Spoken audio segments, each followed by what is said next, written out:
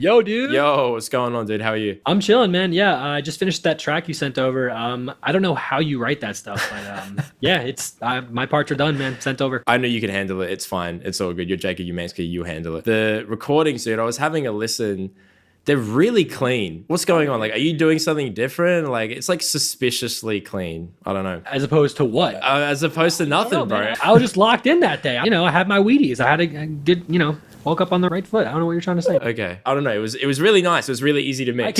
I can make them worse. No, it's fine. They sound good. They sound good. In the videos that you sent over, there's like some weird glitchy stuff. Did you notice that before you sent it over? Or? No, I have them in front of me. They look everything, it's normal stuff. Nothing weird. Okay. I'll get to mixing and I'll film my parts today. I'll stitch it all together and we'll post that up on IG. Should be good. All right, man.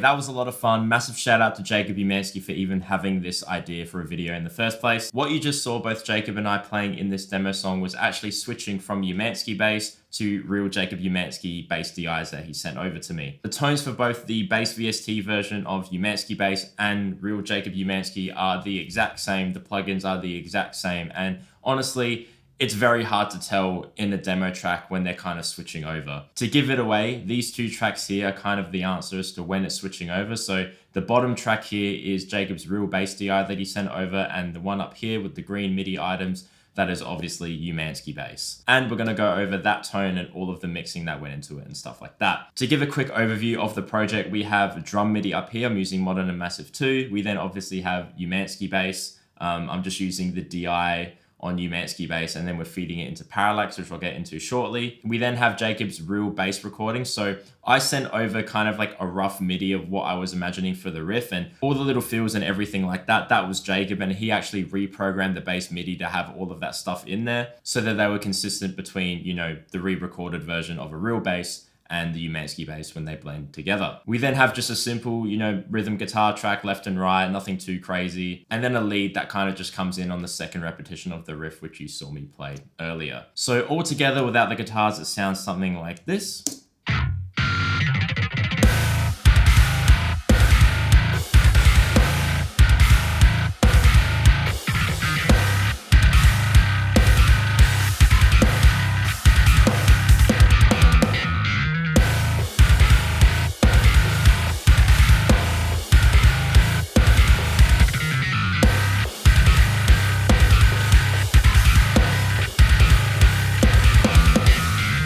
So obviously when they're isolated and running back and forth, it's a bit easier to tell which one is which. However, it is worth noting that the basses that were used on both Umansky bass and this re-recording, while both being Dingwall Zs, they were a little bit different. Jacob did note to me that it's not the exact same bass. So I find that the difference in the mid-range, especially between those two basses, is apparent, but it might just be because, they're different models with different pickups and all that stuff. But really in terms of like note velocity and the way it's recorded, and, obviously the fact that Umansky bass was recorded by Jacob Umansky, and obviously this real bass DI was recorded by Jacob Umansky. So a lot of the diction in his playing, a lot of the dynamics, it's very, very similar when running them both back, which really, I don't know, just goes to show how far instrument VSTs have come. On Umansky bass itself, again, I'm just using the DI, so it comes out as a clean DI without any plugins. I'll just quickly turn them off. It sounds something like this.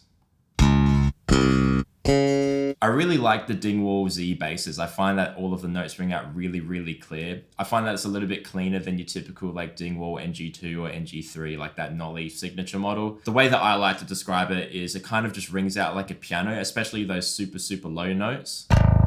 It's just very direct. and clear, which is really, really nice. It's kind of like a clean canvas to build a distorted tone on top of. If you guys want to pick up Umansky bass for yourselves, you can check it out in the description and the comments below. There is an affiliate link. It helps Jacob out. It helps myself out in making cool content like this for you guys. So going through the plugins one by one, the first plugin in the chain is this Distressor plugin. I really love the Distressor plugin on bass DIs. I think it does a really, really good job at keeping the bass DIs consistent, especially when the performances are like this, where there's, you know, a lot of dynamics in the playing. You got thumping, you got slapping, where some notes might not be as loud as others. The pops might be really loud and all that stuff, and really just leveling that out pretty heavily with a 6:1 ratio and manipulating the attack and release settings so that you still get that extra pop and slap out of the bass DI. When it's on, you just find that it's more consistent overall.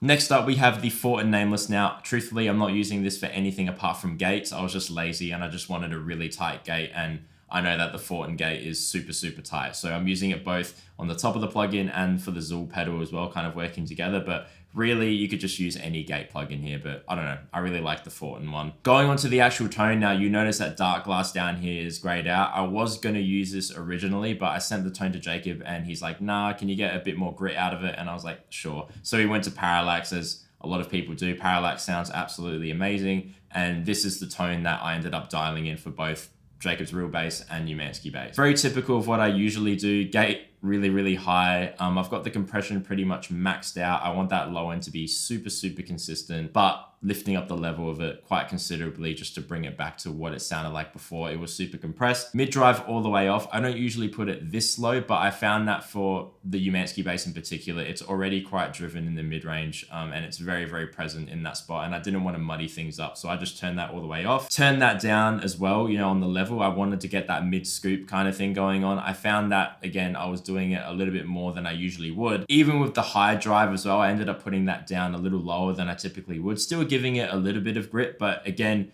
with this type of demo track, with a lot of like the intricacies within the bass parts and all the dynamics and the thumping, I really wanted those runs to come through nice and clearly, and adding a bunch of gain in the mid-range and the high end just kind of clouded that up and didn't give Jacob, I guess, the best representation of what he's actually doing. So that's turned down, kind of bringing it more towards the right side of the frequency spectrum, getting a little bit more stringy with the high distortion, and turning that up because I do like that, again, scoop sound. Next up, we have Pro Q4. Now, doing just typical moves that I would do on pretty much anything that's a distorted stringed instrument. You've got a low cut to get the way out of the kicks. I'm doing a little bit of a low bump, actually. I thought that this sounded really nice and just gave the bass a little bit more low-end presence. After we've already compressed it, I found that it was a bit more consistent doing it this way. Lots of mid-range being cut, especially kind of like the low mids around that 300 to 400 mark. Taking out some harshness around the 4.1K mark. I found that for this bass in particular, for Umansky bass, that's where a lot of it is. So just taking that out a bit broadly, and then doing a high cut around 6K. That is then combined with Soothe to kind of take out more of those ringing frequencies that are a bit more dynamic. The lowest note goes down to an A flat, I think, and then the highest note is whatever it is, right? There's a lot of movement there, and just given the fundamentals of a bass, it's very hard to kind of track down those ringing frequencies when you go from note to note. That's why something like Soothe is really, really handy, because it, again, will just kind of track it and dip that exact frequency at the exact moment that it pops up. And even though it's subtle, the difference between Soothe being on and off is actually quite significant.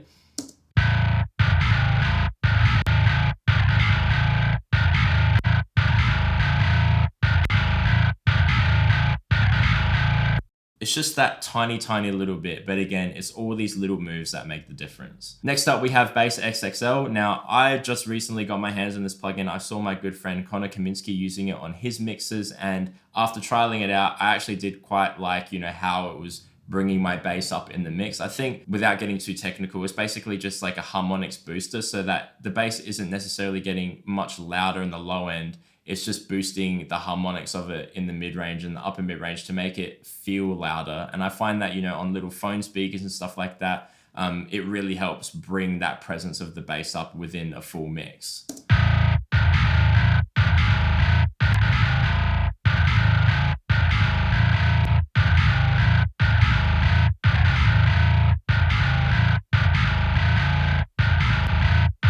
Moving on, we have another instance of Pro Q. Now, this one looks a bit crazy, but really what I was trying to do was just make it fit within the mix. It looks a bit weird, but in short, it's a lot of high boosting to get a bit more airiness and presence out of the bass. A bit of mid boosting around the 500 mark, because after all of that kind of subtractive work, I just wanted to get a little bit more note definition within the mid-range, and taking out some annoying mid-range stuff kind of around like 1.5K, that nasally kind of stuff around 850, and a little bit of low mid sculpting around the 215 mark, just to get a little bit of oomph out of it as well.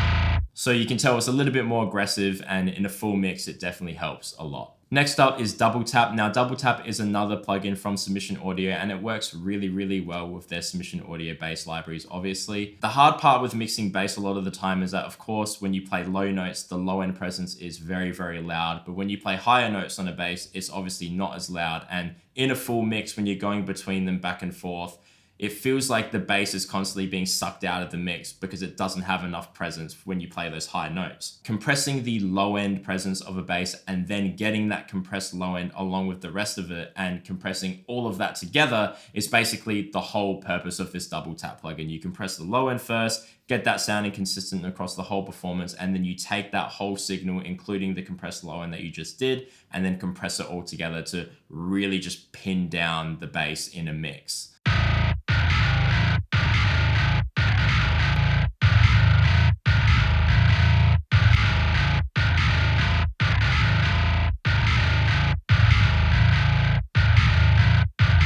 The low notes don't feel as kind of full on. The higher notes still get a little bit of low end added to them. It's just the middle ground between both. And again, it makes it really, really consistent in a full mix. Combine that with flat lines to limit the bass and again, really pin it down in the mix. If you can't tell, I like my bass to be super pinned down in the mix and almost be like the extension of the guitar. And having that super solid foundation underneath the guitar, especially when, you know, the track is as syncopated as this one, I find that it just really helps in bringing the mix together. And then lastly, I just have a side chain with Soothe to the kick. Whenever the kick gets hit, the bass just ducks in that exact frequency. I find that doing it with Soothe works really well because it's much more honed into that exact frequency that the kick is on.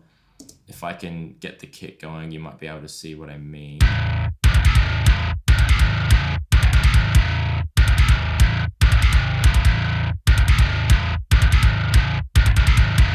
So the bass doesn't sound any less, you know, present in the low end, but in regards to like filtering out those super sub low frequencies in that same spot that the kick drum is, you know, by the time you play it in your car or, you know, God forbid, play it on a PA somewhere, it'll just help in not making it fart out the speaker, essentially. And then lastly, just a touch of match EQ between Jacob's real bass and Houshmand bass. So this was the changes that were suggested to be made on Houshmand bass. So a little less low end, a little less high end, but really by the time you go through the whole chain of plugins and those are the only two things that are suggested, it's pretty cool, to be honest. It just goes to show how similar they actually are. Even with the fact that, you know, they're slightly different basses between the Houshmand bass and the real example within this video. But altogether, you get a bass tone that sounds something like this.